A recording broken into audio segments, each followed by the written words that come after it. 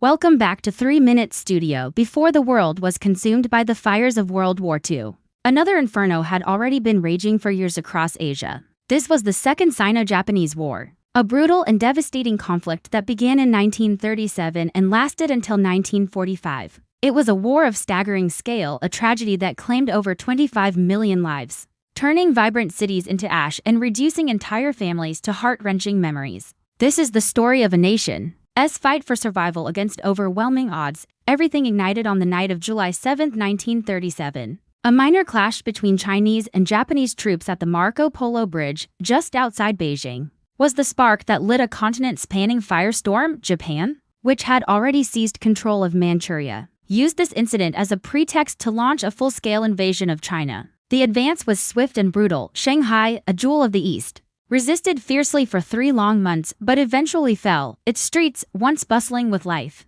became rivers of fire and despair, a horrifying preview of the darkness to come. In December of 1937, Japanese forces marched into Nanjing, which was then the capital of China. What followed was 6 weeks of unimaginable horror. The city was subjected to systematic atrocities, mass executions, widespread looting, and horrific assaults that sent shockwaves across the globe. This dark period became infamously known as the Nanjing Massacre, forever etched into history as one of its most tragic and brutal chapters, a stark reminder of the depths of human cruelty during wartime. Yet, even in the face of such terror, the spirit of China refused to break. The nation would not surrender. Led by Kai-shek, the Chinese resistance fought on with incredible tenacity. They waged a desperate war of survival in the rugged mountains, along winding rivers, and in the skies above. Guerrilla fighters and civilian defenders joined the regular army, creating a unified front of resistance. Then, in 1941, the conflict dramatically expanded. Japan's attack on Pearl Harbor